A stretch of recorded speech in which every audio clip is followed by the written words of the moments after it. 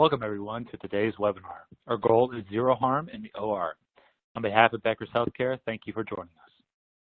Before we begin, I'm going to walk through a few quick housekeeping instructions. We'll begin today's webinar with the presentation, and we'll have time at the end for a question and answer session. You can submit any questions you have throughout the webinar by typing them into the Q&A box you see on your screen. Today's session is being recorded and will be available after the event. You can use the same link you used to log into today's webinar to access the recording. If at any time you don't see your slides moving or have trouble with the audio, try refreshing your browser. You can also submit any technical questions into the Q&A box. We're here to help. With that, I'm pleased to welcome Stephanie Eaton to kick us off. Stephanie Eaton is a medical education specialist at Stryker Surgical Technologies. She supports nurses and techs in obtaining CE credits for important medical topics, such as our discussion today about retained surgical items. Stephanie lives in Kalamazoo, Michigan with her husband and 2 children. Stephanie, take it away. Thank you for that introduction, Brian. Welcome everyone, and thank you so much for joining us today. We really appreciate you being on, and hopefully today is some very useful information and an enjoyable presentation for you as we try to put together some of this information on relevant topics. Our goal at Stryker Surgical Technologies is to provide a safe OR environment, and we're on this journey to zero harm with you. Our Stryker team is focused on providing support, and throughout this webinar, we're going to be discussing how 2 different Michigan hospital systems have incorporated the ST product portfolio to make their OR a safer place for both their patients and their staff. So topics today will include change management, staff buy-in, project implementation, policies and procedures, and this Journey to Zero partnership with Stryker. So at Stryker, at ST, our goal is zero harm, and that means to us 0 splashes and spills, 0 smoke, 0 retained surgical items, 0 trips and falls, 0 blind spots, 0 drug diversion, and 0 airborne contaminants. So we like to begin this webinar the way we begin every presentation at Stryker, and that's with our mission statement. Together with our customers, we are driven to make healthcare better. And this is so important to us as our customers are truly at the forefront of what we do, and every day we line up to support you and your patients.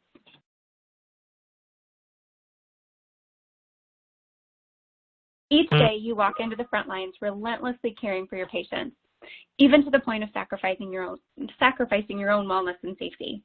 You take on a fast-paced environment littered with risks, and you are exposed to many hazards, yet you still rise to the pledge you've taken to devote yourself to the welfare of those committed to your care.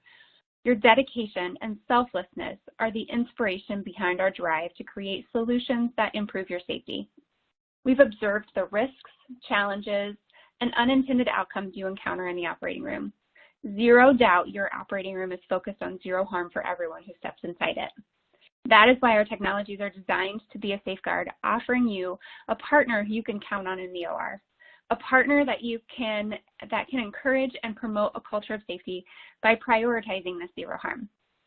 The path to zero takes time, and we're here to collaborate with you and meet your education, implementation, and standardized expectations. We pioneer leading technologies that give you predictable, measurable processes in the operating room on your journey to eliminating preventable incidences. Simply put, we focus on your safety so you can focus on the calling of your profession. You have always been at the heart of what we do and why we innovate. And this is just the beginning of building a culture of safety, and we're devoted to walking alongside you each step of the way. So together, we aspire for zero harm for both caregivers and patients. At Stryker, we have had the privilege to partner with healthcare facilities for decades. The healthcare industry and Stryker have been on this respective journey to zero over the past 2 decades. We've been on this journey to improve quality outcomes in healthcare along plot points similar to our customers. And over the past 2 decades, we've been identifying, acquiring, and innovating on technologies that enable caregivers to do their jobs with a greater peace of mind that their safety and their patient safety is accounted for, and that their work streams are improved as a result. We invest in spaces that are critical to healthcare's journey to zero harm. And as you can see on this slide, many milestones have occurred over the past 2 decades at Stryker and in the healthcare field. Although we won't read each one of these bullet points, know that we are growing in this journey right beside you. Before we hear from our speakers, let's do a quick dive into some of the products that SC has to offer to help support the safety of caregivers in the operating room. Keeping staff and patients safe is exactly why we're committed to helping protect healthcare professionals everywhere reduce their exposure to potential biohazards through enhanced protection. Our Neptune 3 waste management system does precisely that and so much more. Our patented seal shut technology provides 3 layers of protection that lock away suction biohazards. With virtually no physical touch points, no lids to handle, no hoses to insert, no canisters to dump, the Neptune system is a simple way to safeguard your team. The Neptune 3 is a constantly closed mobile system that protects staff from the exposure to suctioned biohazard fluids to reduce splashes and spills. The Neptune 3 will prevent staff exposure to suctioned aerosols, smoke, and fluid waste streams, as well as aligns with OSHA bloodborne pathogen standards. Provides best-in-class fluid accuracy to support the surgical fluid collection measurement process improvement. Automates previously manual tasks, which no lids to apply, no hoses to insert, no solidifiers to add, no canisters to dump. Locks away suction fluids for a constantly closed mobile system during cases, manifold change, stacking, and transport. No open access points to internal canisters. And new used manifold indicators helps prevent accidental reuse or unnecessary disposal. Let's take a closer look at the safety of the Neptune 3 with this quick video.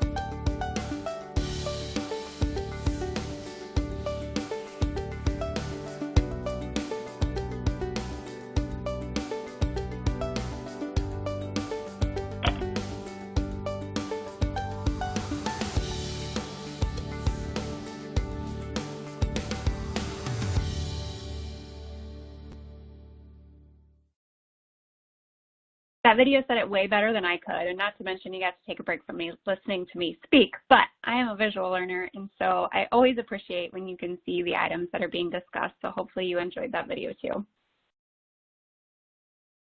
2020 brought on many new challenges to our daily life, and with ever-growing risks and hazards of airborne contaminants, research states that aerosols can contain bacteria and viral infections. And in environments where procedures carry a higher risk of exposure to viral load, ULPA and HEPA filters have been proven to remove small airborne particles and assist in providing certain environmental protections. At Stryker, we're committed to developing simple air filtration solutions in an effort to help protect you and your patients across the perioperative continuum. Neptune is equipped with a standard integrated HEPA and ULPA filter. Safe Air Compact has an ULPA filter, and we also have a comprehensive suite of smoke evacuation accessories that we're going to talk about next. So many organizations have included the use of HEPA and ULPA filters into their guidelines. And to name a few, Aorn Guidelines includes airborne precautions discussing the use of HEPA filters, and surgical smoke safety guidelines state that healthcare organizations should provide a surgical smoke-free work environment. ACS says the use of a smoke evacuator should be used when electrocautery is present. ASA and APSF if available, says that the should use a closed suction system during airway suctioning. HEPA filters and air exchanges are also recommended in and around intubation and general anesthesia practices. And currently, SAGES says that the best practice for mitigating possible infectious transmissions during open laparoscopic and endoscopic procedures should include proper room filtration and ventilation, appropriate PE, and smoke evacuation devices with suction and a filtration system. So moving on to zero splashes, from zero splashes and spills to zero smoke. As part of an OR team, you provide life-saving and life-changing care every day, and you do it in an environment where inherent risks such as surgical smoke exist. Data shows that a genuine health concerns bring clinical, quality, and safety guards around the world to take action, including us. With simple device solutions, education, and financing options, we're here to help you create a safer, smoke-free OR. By working together, we can change things for the better. And some statistics say that 1 day of OR exposure is equal to smoking 27 cigarettes when electric cautery is used, which is approximately 85% of the time. 150 chemicals can be found in surgical smoke, including 16 EPA priority pollutants, and surgical smoke has been shown to be cytogenic, genotoxic, and mutagenic.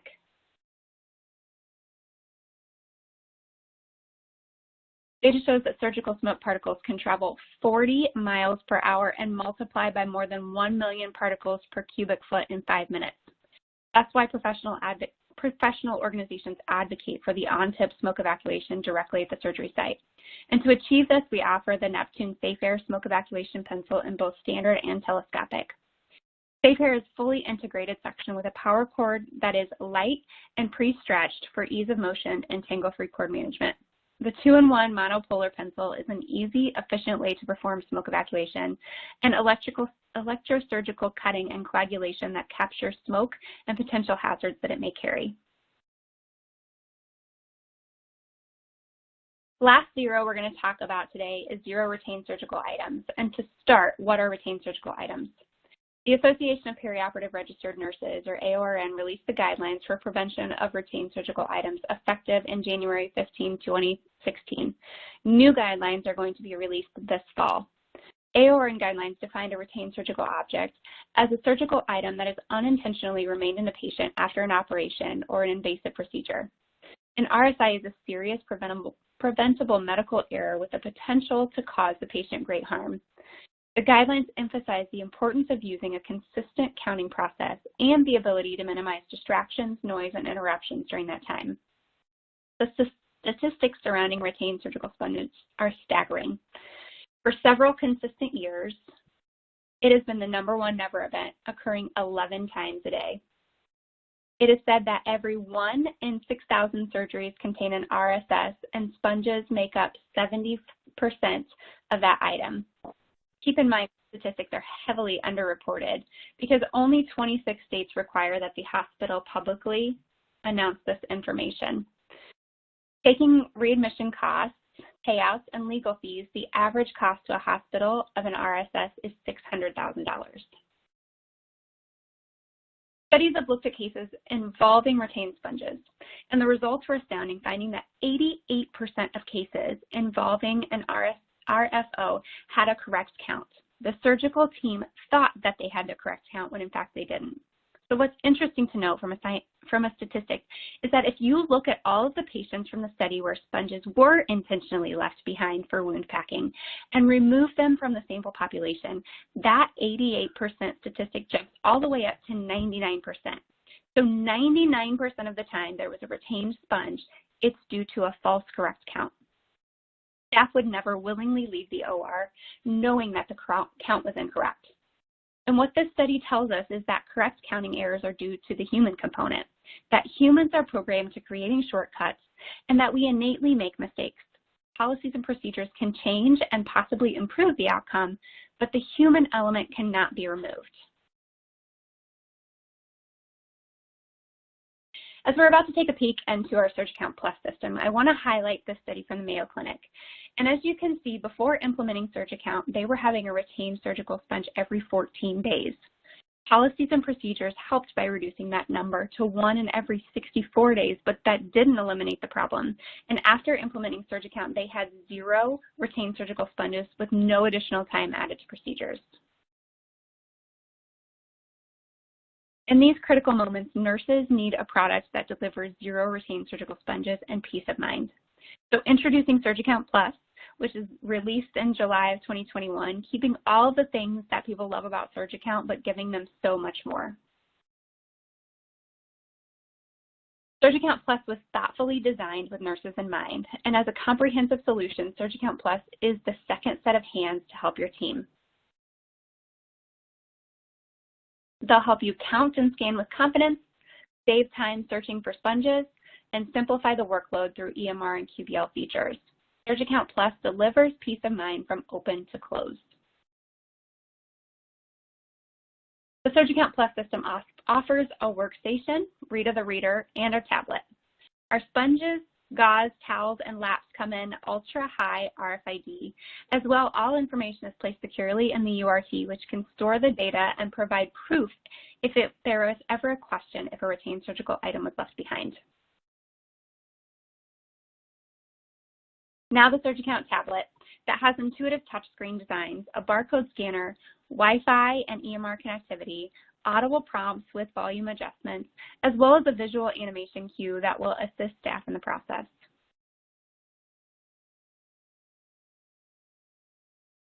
We proudly welcome Rita the Reader to SurgiCount Plus. Rita can wirelessly count and find sponges. She can scan the patient ID and the circulator ID, count sponges from 12 to 18 inches away from the infringement on the sterile field, and count out 6 to 8 inches away to avoid accidental scanning. Rita the Reader can detect sponges in a 6 to 8 foot radius and can detect sponges that are left in the body, in the trash, or in the drapes. And she will also search for sponges that have not yet been counted in with the smart technology placed in the RFID sponges. So, now to the best part of our presentation. What an incredible journey to be on. And at this time, I have the honor of introducing our 2 panelists, Amy Boone and Dina Solomon, who will set the stage for our discussion today. And Amy and Dina are both on this journey with us and have implemented SurgiCount, Neptune, and SafeAir in their ORs. So to provide a little background knowledge for you with our speakers, I'll first start with Dina. Dina Solomon, MSN RN, has been part of the Cleveland Clinic enterprise for 23 years. Her career began as a surgical technologist in the cardiac surgery unit, and during that time, Dina obtained her Bachelor's of Science in Nursing in Cleveland, Ohio. In 2003, she transitioned to the liver transplant team as a transplant coordinator, where she was responsible for all the aspects of scheduling and coordinating pre-transplant care. Additionally, Dina worked as a clinical specialist on the wound vac team.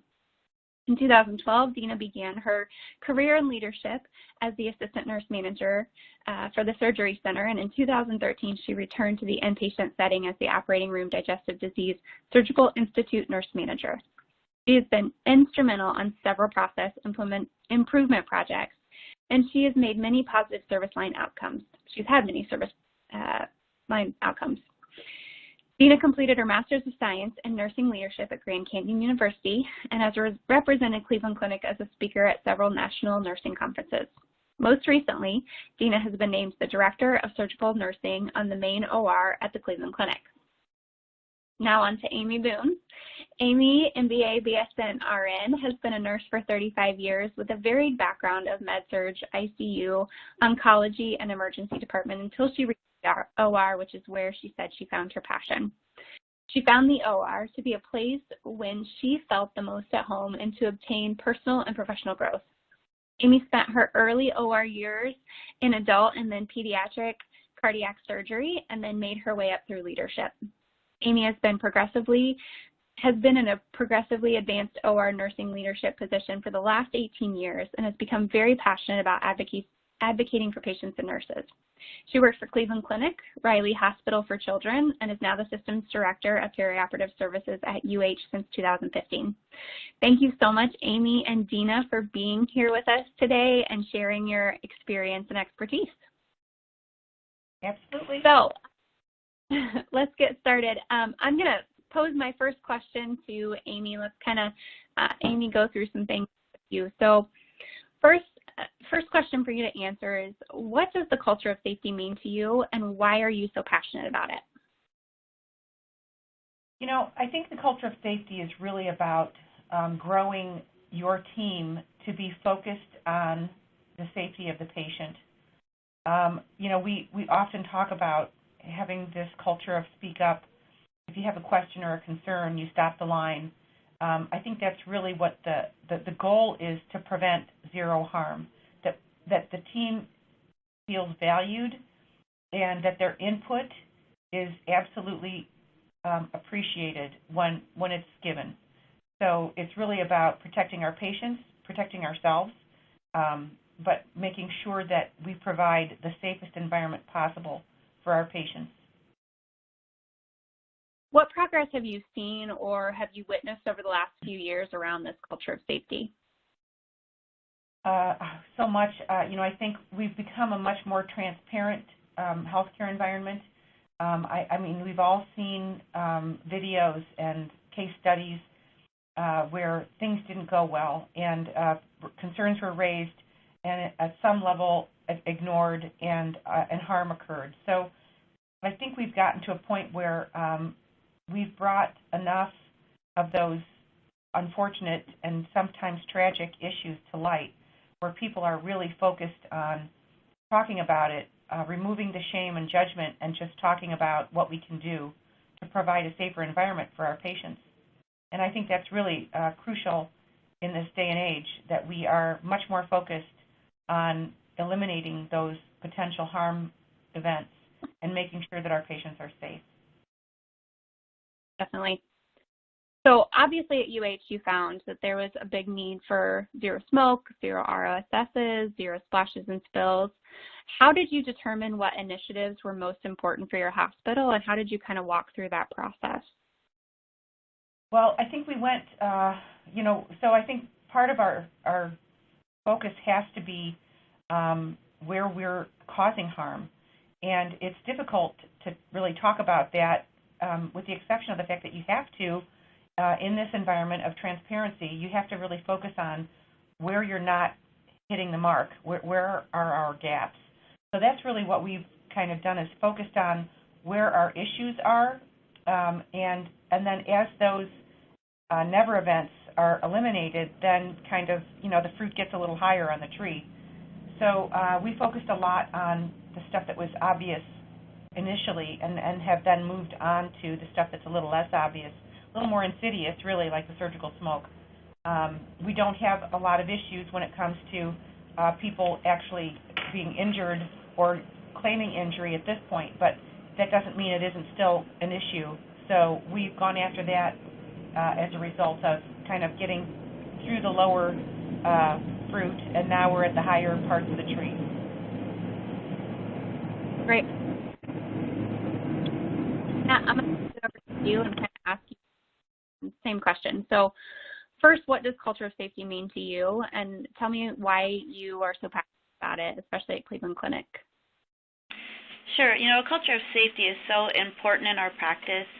You know, it brings together our beliefs and values as practitioners, and it just creates a safe environment. You know, in the end, you know, safe patient care is the most important thing in everyone's practice. And, you know, working toward minimizing or eliminate adverse events is something that we've been very passionate about. You know, maintaining a commitment to safety on all levels. From, you know, it starts at the executive level and it goes down to the frontline staff. Just making sure that everything we are doing and everybody who is touching a patient is operating in the safest manner possible. You know, errors are devastating to all that are involved, you know, not only to the patient but to the practitioners. You know, these patients have put their trust in us, and to eliminate these errors is just something that we want to make best practice. We've gone and made safety checklists where we go through a series of questions with the patient awake to make sure that we're doing everything that, you know, the patient is expecting. We huddle, we have timeouts, we have sign-outs. You know, we're really holding each other accountable and making sure that the end goal is creating a safe patient environment. And I've heard you talk before about kind of that second victim in the operating room. Do you want to touch on that at all? Sure. Anytime an error does occur, it's devastating to the staff, from the surgeon down to the nurse and the surgical tech and the anesthesia and the nurse anesthetist and everybody who's really been involved with that patient. People start to question their practice and, if it was their fault. Did I follow the policy or procedure to the fullest extent? I could have done this. What if I would have done that? It's really devastating to them, and to really, take a step back and work as a team and support the caregiver is something that we really, truly do each and every time an event may happen. And just working through, the events, what happened, what we can do better, and just learning from our mistakes and moving forward. Even to the point where if we need to change a policy or a procedure, did our policy fail that caregiver, and where did we fall short? And just coming together as a team and making sure that each and every one of those caregivers are supported is so important. Definitely. So same question back to you that I asked Amy. How do you determine your initiatives at Cleveland Clinic? What are the most important to your hospital? Like I said, you guys have also gone down the route of zero smoke, zero retained surgical items, zero splashes and spills, et cetera. So sure, all initiatives around patient safety are important to the Cleveland Clinic, and they've even taken it a step further to include, the caregivers as well. We want to, learn from other people's mistakes and not our own, but it doesn't always happen that way. To err is human, and when that error happens, it's the most crucial, to your practice, and the most important thing that we want to make sure that we're doing is making sure that we're creating a safe environment. To do that, we make sure that the institutes come together and support and correct each individual error. We just want to make sure that we're doing the right thing, not only for our patients but our caregivers, which, that's why right now for us, the smoke evacuation and having that smoke-free environment is so important right now because it is a push from our caregivers and as well as, executive leadership. So that's one thing that we are really, really hitting hard on right now. As Amy alluded to, the falls and, the injuries, that's always, been at, a high interest to the organization. And then just to make sure that we are, creating a safe patient environment is the most important with everything that is involved in doing that.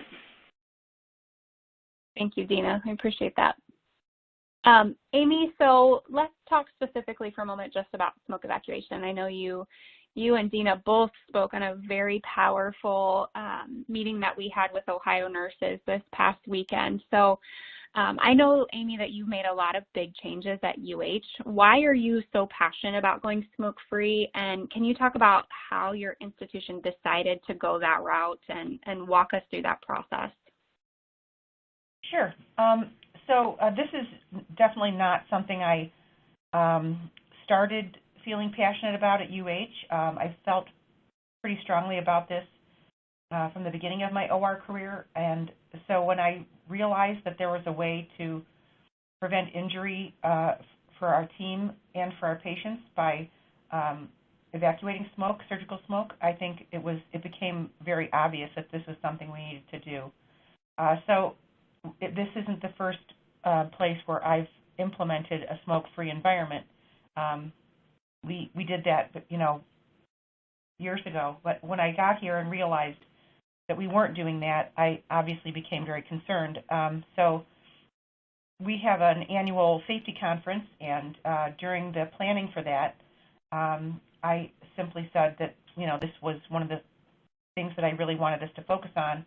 And so I put out a presentation. It's a very large conference for our entire health system. All surgical services are invited, so there's over 1,000 attendees, and we stream it live, and we have a huge crowd in the room. But we presented this plan on how we can eliminate the risk, not just for our staff, which is obviously very important, but more importantly, even for the patient. So patients come and put their life in our hands, and we have an obligation to make sure that they have the safest surgery possible. But additionally, obviously, we also have an obligation to our team to provide a safe environment for them as well. So I brought it to the system. I got an overwhelmingly positive response. We implemented the smoke evacuation platform through the Neptunes, and it's gone very well. We simply decided at some point it was not worth the risk, so we just moved forward and made it happen. How did the staff help play in that role? Did you have additional champions for this project? I know a lot of times, we hear cost is a barrier. Can you talk us through some of those things? Sure. So the team was actually quite supportive. Obviously, the nurses and the surgical techs had been asking for some type of smoke evacuation for some time. They didn't necessarily have documented injuries or illnesses as a result of the surgical smoke, but they did know that it was an irritant, and they were certainly concerned about the ramifications of breathing in that smoke. So our team was very, very supportive. We had the supplies available, but we had a lot of pushback from surgeons. So in spite of the fact that the team was asking for it, we still had many surgeons who were refusing. So we talked earlier about the fact that we simply went ahead, put together a policy, got it approved by senior leadership. We went ahead and I did speak to supply chain at some point and just mentioned, yes, it is an increase, but the truth is, the potential is there for absolute tragedy in a class action suit. And so we talked with RISC about what that could potentially look like, and obviously that was really the impetus for making it happen. Our legal team was very supportive of eliminating potential risk as we moved forward. So I think it was not a difficult thing here. I guess we had system hospitals who were really happy to put this into place. We simply stopped asking if people would do it and said, this is what you're going to do. So we talked about the fact that, nurses have a powerful voice. We just need to use it. And I think at some point we just decided it was not the right time to ask for accommodations to be made. It was just a demand. This is what we're going to do to keep ourselves and our patients safe.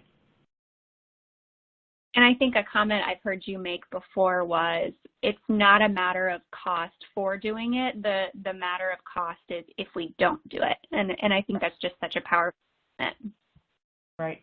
And so that's really what we brought to RISC is, the cost of not implementing this strategy is that we could potentially negatively impact our patients and our staff in the long term, and that could very, very, seriously put the organization at risk for liability, and that's not what we want. It's not just about not being liable or being held accountable. It's about doing the right thing for our patients and our team. So how important is standardization? When you think about all the different divisions and departments that are within the hospital, how important to you is standardization? Oh, so I'm a huge champion of that. I come from a very lean background, so I really like to focus on standardization across the system. What you can't do is have a surgeon who operates here at main campus going out to another one of our system hospitals and then saying, well, we don't have to do that here. Absolutely, unequivocally, we went live as a system. Our first hospital was at Samaritan in Ashland. Jen Willis was the first of our team to get the Go Clear Award from Aorn. And it was just a matter of saying we're not tolerating this any longer. But standardizing is huge because you can't allow one person to do it in one place and not do it in another. So it's really very important. Are there any challenges that you faced or some advice that you can give to people about, trying to make that standardization happen? I think my advice has always been don't be afraid to use your voice. As I mentioned, we are a very powerful group, and if we stick together, we can see great improvements. So I recommend people don't ask. Do not ask if people are willing. You just have to make the change. And I mentioned to you earlier, do you think if Philip Morris could do things differently now, they would? Because I do. I think of all the people who've been affected by smoking, I think it's an important thing to recognize that we are in the position right now where we can prevent a lot of injury and illness as we move forward. Why wouldn't we take those steps now to protect people? Definitely. I love that quote that they used this past weekend of, construction workers don't argue if we need to pay for construction hats. It's just known that, something can fall on your head and you can get hurt. It's a well-known that that's your job and you need that protection. And I think, people are starting to become aware that surgical smoke is the same thing. It should be a requirement. Absolutely. All right, Dina, let's go over to you for a little bit. Let's transition to maybe adjunct technology and switching over a little bit to retained surgical items. So I know at Cleveland Clinic you guys are using SurgAccount. Can you kind of walk through what made you decide to use adjunct technology? Simply safe patient care. A lot of times, when you're going up against finance, adding something to an already a routine that we already do it could be a challenge when you're adding cost. And when you add safe patient care and patient safety into the terminology, people start listening. They want to make sure that we're doing the right thing for our patients. So adding the adjunct technology was relatively easy, getting it into the organization. Once it's in, you have the nurses who want to know why, when, where, why are we doing this? We already do. We already have a procedure in place, how we count. Just getting everyone on board and educated was definitely probably a little more challenging than actually getting the technology into the organization. But now, once it's been here for many years, and it's just part of our daily practice, which not very many cases that we don't use the SurgAccount. It's a fail-safe to our manual count, and I think a lot of the nurses depend on it and really rely on to make sure that their counts are correct and they're doing the safest thing for their patients. I'd heard say at one point that they had come across a nurse who she was very adamant that she took patient safety with the utmost priority, and that she was adamant that she counted correctly every time. And someone said to her, I love that you take patient safety so seriously, but what happens when you go on someone comes in and takes over for you? Can you guarantee that person is as careful as you are? And they said, okay, we'll do it. Right. Exactly. So, it definitely it helps with shift change.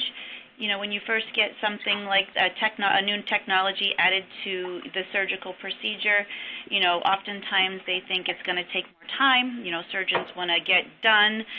There's a lot to do. The day gets longer as we get busier, and having them think that you're going to add time onto the case is always a concern. But in the long run, when you really break it down, you're actually saving time. Becomes part of your routine. It's done, and if there is something missing, you know it sooner than later, and you're able to locate what is missing. That is missing through the adjunct technology. So talk to us about and what did you overcome your staff to be open to admitting? If someone makes a move to, I think you even mentioned, it was either you or Amy mentioned about getting your staff to openly admit and move forward with it as opposed to shame and blame. Sure, it's always hard, especially when you have new caregivers.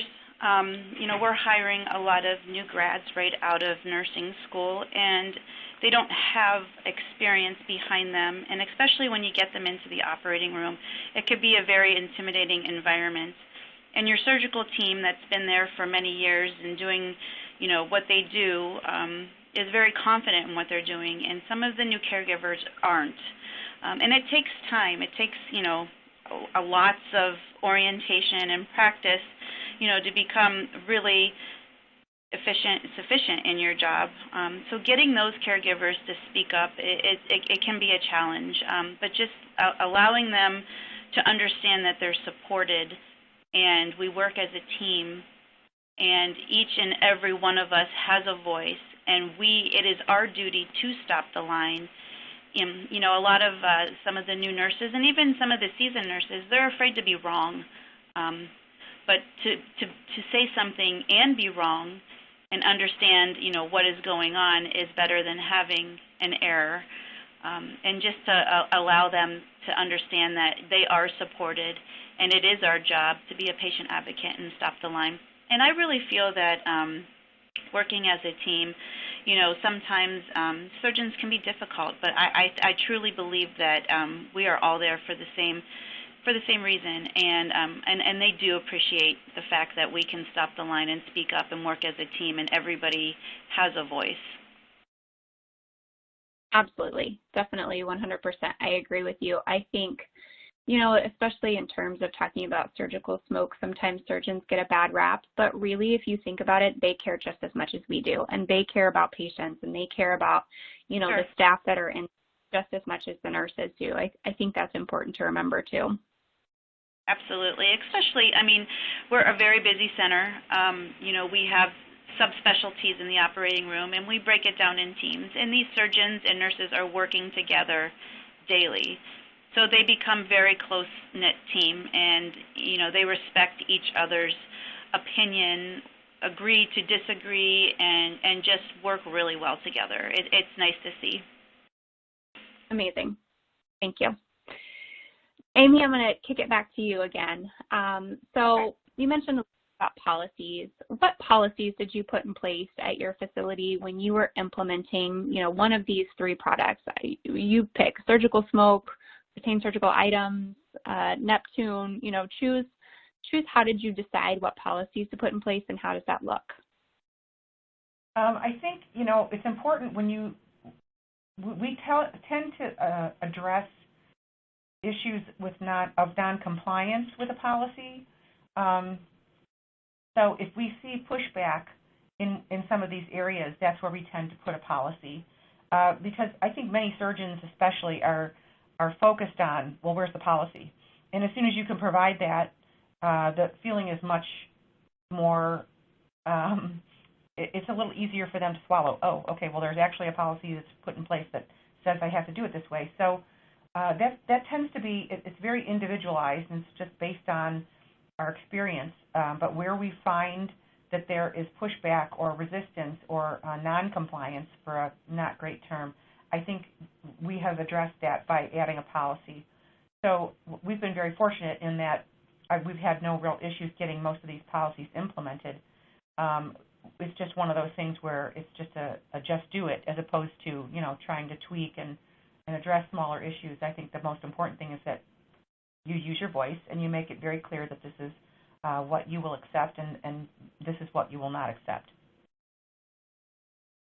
How do you get staff buy-in with those kinds of things? Do you have people who sit in on your policy committees that are in the staff, or walk us through that a little bit?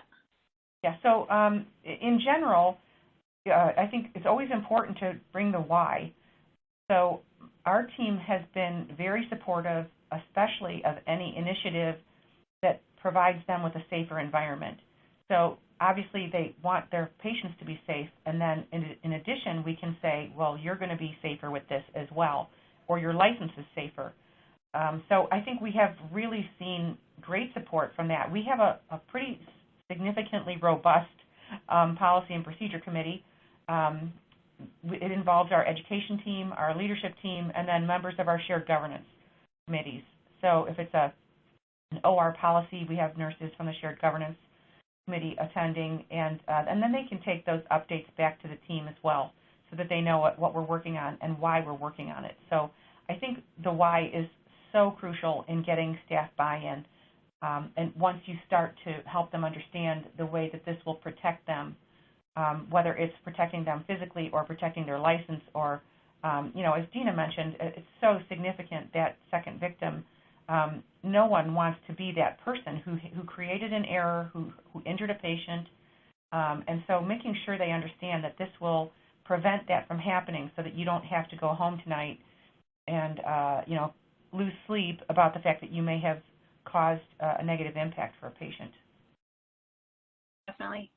Dina, anything you want to add with that about policies and procedures or staff buy-in, kind of that whole conversation piece?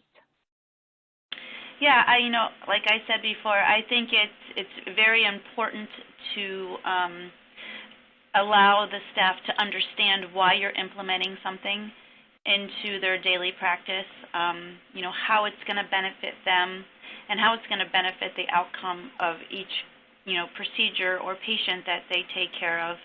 None of us come to work to do harm, and to have that extra fail-safe that people will really feel like they're doing the best possible job to make sure that their patients are safe.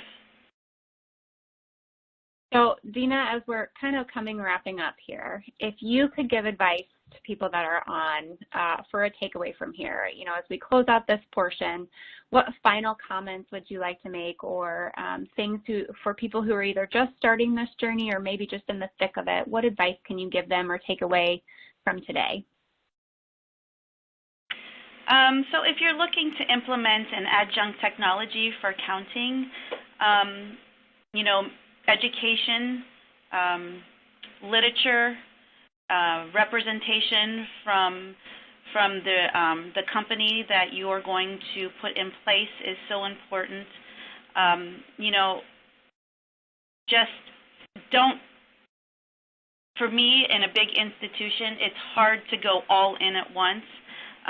Small rollouts are the best, especially when you're making change, because not everybody likes change. Even though it's positive change and change that you are going in a direction that's going to provide safe patient care for your patients, and safety for your caregivers. People just don't like change. So I would just educate, roll out slowly, and just make sure that everybody understands what the end goal is. Awesome. Amy, same for you. Kind of some advice that you'd like to give before we close out. I say I agree with all that Dina said, but I think importantly is stay the course. You may get some pushback. I mean, there are places where this is not well received. Any adjunct technology, any change, as Dina said, is not always well received. So I would say stay the course. Bring the why. Make sure that you've got all of the information that you need behind you to tell the story. So surgeons are data-driven. You bring the data out. You bring the case studies out. I think that's another very critical factor. But then, as I said earlier, stop asking. We tend to be, the supportive role, and I think that can hurt us sometimes, in that we aren't as easy to say, we're going to do this. And if you keep asking, people have the option of saying no, and this should not be an option. These things should not have an option. These are safety measures, and they should be put into place, and it's just a matter of when. Absolutely love it. Ladies, this was such an incredible wealth of knowledge, and we so greatly appreciate your time today, on top of just everything else that you guys are already doing to keep people safe. So hopefully everyone on the call has taken bits and pieces from this talk, and you can go back and implement them into your daily practice. And I think the two of you are just a perfect example that safety should be in the forefront of everyone's mind, and it can be done with some work and guidance. So thank you both to you so much. Thank you for having me, and Amy. Yeah. Just want to jump in here. Thank to all for a great presentation. It was really a fantastic conversation. We can now go ahead and begin today's audience question and answer session. As a reminder to folks, you can submit any questions you have by typing them into the Q&A chat box on your webinar console. So the first question I have here, the attendee asks, could you share your sources for the SAGE's recommendations for filtration during laparoscopy and other procedures? Yeah, I can jump in there. Actually, while we were on this call, I saw that question come through. And if you just go into Google and type in SAGE's smoke evacuation, you can find the release. It was actually on March 29th of 2020 from last year.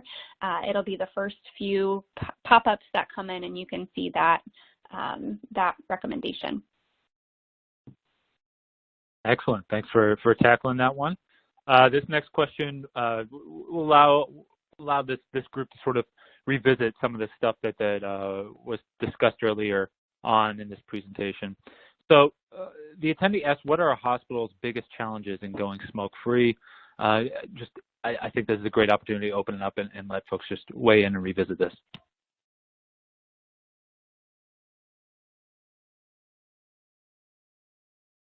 Amy, Dina, would one of you want to pop in here? I'm sure. You know, for me at Cleveland Clinic, my biggest challenge going smoke-free, and I'm just doing this at the main campus. We've had a lot of our ambulatory care surgical centers have gone smoke-free and gotten their Go Clear award, and some of our satellite hospitals as well. Main campus at the Cleveland Clinic is very large, and it's very challenging to get everybody on board. I think for me the challenge, the biggest challenge is surgeon participation. You know, like Amy had said earlier, we should probably not give them a choice. We should just do it. But just making sure that they're able to trial the product appropriately, allow them to understand how to use it and the benefit of using it. Some surgeons are refusing to use it, and you know, it's a challenge to get everybody on the same page. That's what I'm faced with right now. We have made great progress. You know, I started this initiative at the beginning of the year with the help of my executive leadership and the nurse managers. And we kind of went on hold last year because of COVID, which we shouldn't have. That's probably one of the times that we should have been using it most. But it kind of, you know, got put aside. And now, you know, kind of getting it back up and going, just getting in there and, you know, talking to the surgeons and making sure that they understand why and when and how. It's a lot of work, but the surgeons have been the most difficult for me. And I'll add on what. Oh, sorry, Amy. No, I was just going to say the surgeons are my issue as well, or have been. They're very resistant, but agreed. You know, you just have to do it. Yeah, I was just going to add in what she mentioned about COVID with, you know, I heard another speaker say something to the effect of, if we're going to find a silver lining in COVID, why not be for surgical smoke? You know, there's so much awareness brought around to it right now that this is just the perfect time to be pushing for it. So that was all I was going to add. Agreed. Well, thanks all three of you for weighing in there. And then the next audience question really builds on you know, the conversation Stephanie, Dina, and Amy you had earlier, and sort of those responses from Dina and Amy on the last question, which is, you know, how do you convince a surgeon to go smoke-free? So any tactical advice you can give our attendees? We're pretty much right now at the Cleveland Clinic just telling them they have to. I know that it's on the bill this coming year to pass for the several other states. I kind of use that as leverage as well. You know, let's get moving, let's get used to it before, you know, somebody's telling you you absolutely have to. You know, they've been pretty receptive with that and understanding. There are quite a few still, though, that just aren't on board right now. So I'm still working on that piece. Yeah, so, and as far as talking about folks who are threatening to take their business elsewhere, I would say, you know, the important thing is it's difficult for me because most of our docs are employed. This is one of the reasons why standardization is so critical, and having the laws in place. I can make a policy for UH, but I can't make it for every hospital in the city. So really very important. Yeah, absolutely. Thanks for addressing that one. Next question I'll ask then, what are some valuable lessons you have learned in taking multiple hospitals smoke-free? So for my experience, that's one of the beautiful things is that a surgeon can't take their cases from Geauga to Portage because everybody's smoke-free. So that's the beauty in having an employed surgeon model. We do still have some private practice folks, but we only had one independent hospital in the Northeast Ohio area, which is now under our belt, under our umbrella here at UH. So there's not a lot of options for them here. I don't know what it's like in other communities, and I'm sure that can still be an option. But I really just think, you know, it's amazing to me that we have to have a law in place for something that's so obviously a safety issue. That's one of the reasons why we put the policy in and said, you know, I'm not so worried about having a law because the policy says it. But, you know, from that perspective, if every hospital had the same policy, no one would have to worry about a surgeon leaving for, you know, wanting a different pencil or right. not wanting to be nowhere to go soon. Yeah, exactly. And for me, thank you so much. Go ahead. So sorry. At Cleveland Clinic, it's nice that the ambulatory surgical centers and some of the satellites are going smoke-free because some of our surgeons do go there, so they're getting used to it. And coming back here, it's not such a shock that we are having the same initiative. Right. Thank you both so much for addressing that. And speaking of legislation, this next attendee question, Stephanie, if you want to weigh in here. The attendee asked, is Stryker using their considerable resources to assist with passage of smoke-free legislation? So what I would say here is just we are passionate about it. I mean, obviously, I hope you heard in our talk today just how passionate we really are about smoke-free. We've heard story after story. You know, we have another consultant who's on who one of her nurses from her hospital is currently battling cancer. And just it all hits home for us. And so we are very passionate about it. You know, I can tell you we just put on a big webinar meeting for all of Ohio nurses this past weekend. And you know, we're building cases for hospitals to want to go smoke-free and putting together the resources to help them accomplish this, and just trying to put together a whole inclusive package because we know it is a big lift and it is a heavy lift for hospitals to go through. So however we can be a partner and try to work together with you to accomplish that, you know, we're doing our best to try to help. Excellent. Well, we're close to time, so this will likely be the last question I throw out there. But the attendee asked, how did you overcome the cost objections that is so often cited when trying to adopt adjunct technology? For Cleveland Clinic, it was, you know, when I stated before, when your frontline staff and your executive leadership are presenting it, you know, it's hard to not go with it for our financial and supply chain. You know, we were able to trial and negotiate, and you know, it worked out in the end. But when you're looking at the safety of your caregivers and patient safety, like I stated before. It's a win. Agreed. I think and that's what we did here go ahead. at UH, I basically mentioned it to Stephanie that we said, well, what's the cost of not doing it? So the cost of not doing it was much higher than the cost of actually doing it. The risk to patients, the risk to staff is it's not a viable risk, and it's impossible to mitigate unless you go ahead and evacuate the smoke. Thank you so much, Dina and Amy, for weighing in there. And thank you, Stephanie, as well, for tackling some of these questions and facilitating such a wonderful conversation. That is all the time we have for today. I also want to thank Stryker for sponsoring today's webinar. To learn more about the content presented today, please check out the resources section on your webinar console and fill out the post-webinar survey. Thank you for joining us. We hope you have a wonderful afternoon. Thank you.